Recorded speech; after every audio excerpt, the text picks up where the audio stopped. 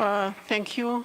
Now we are going to proceed with our second keynote speaker for this session, Mr. Wessel van den Berg, MenCare officer of Equimundo. Equimundo has worked internationally to engage men and boys as allies in gender equality, promote healthy manhood, and prevent violence in partnership with women and girls. We are very happy to have him with us today, and we invite him to take the floor. Thank you so much, Madam. Mr. President, Madam Speaker of the Chamber of Deputies of Rwanda, Mr. President of the Senate, Madam President of the Bureau of Women's Parliamentarians, Mr. Secretary General, distinguished guests, all protocol observed. I would firstly like to acknowledge the value of this debate today and to celebrate the progress made in representation of women members of Parliament, and to acknowledge the Rwandan government for remaining at the top of the IPU list regarding women's representation in Parliament. I suggest that to be more gender sensitive and more gender transformative, a Parliament needs to be more caring. A caring Parliament adds an ethic of care to the ethics of democracy and justice. Crucial to caring parliaments are caring men and caring fathers. I hereby issue a call to men in the House to be part of the gender equality agenda. I am proud to introduce the MenCare Global Fatherhood Campaign, a campaign calling for men to do 50% of the daily care work. Data from our State of the World's Fathers Report 2021 underpins the issue. Only 47% of women participated in the paid formal workforce in 2020, compared to 74% of men. 606 million women were unavailable for paid employment due to childcare responsibilities, compared to 41 million men.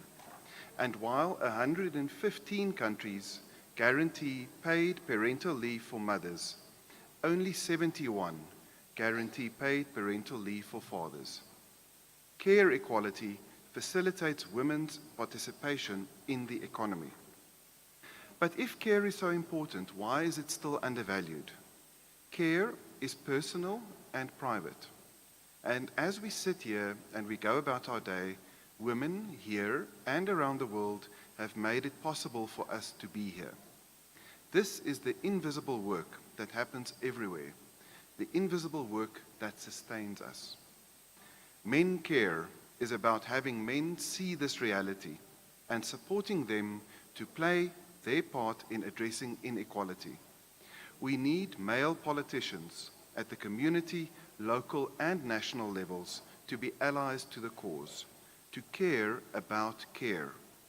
We need to change the entire frame of power by increasing our appreciation of care, currently at low value in the margins, to a true recognition of care work as the work that keeps us alive.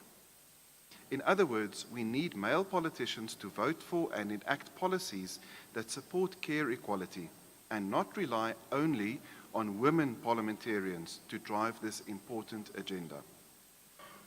What can you do? 3 specific actions male members of Parliament can take are: 1.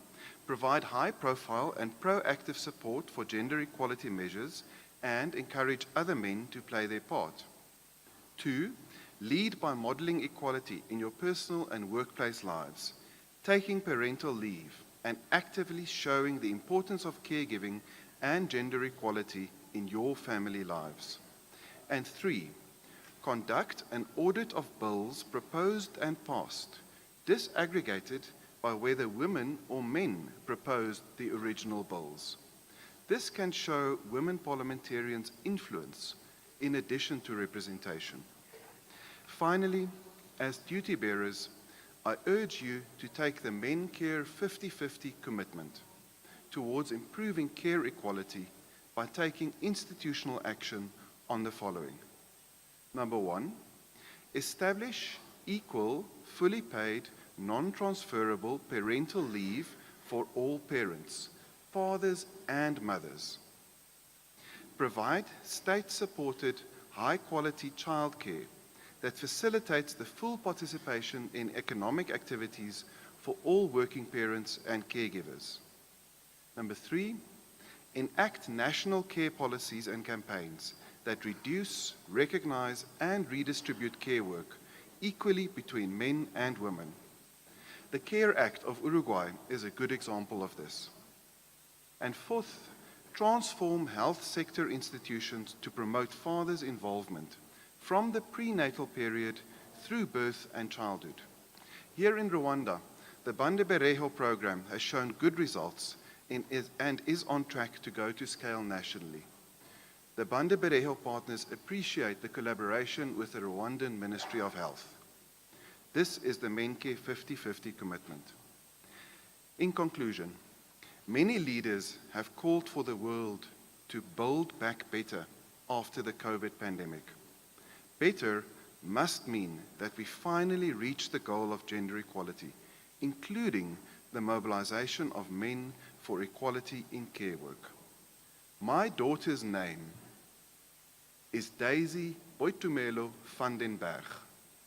This is a very international name. If she would like to speak here one day, her children, if she has any, would need to be cared for. I would like it to be an automatic assumption that the men around her will play an active role in caring for their children. I thank you.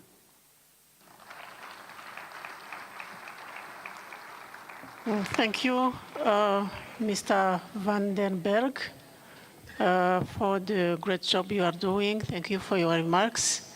In fact, women and girls need men as their allies because gender equality is not only women's business, but it is everyone's business if we want to advance our societies.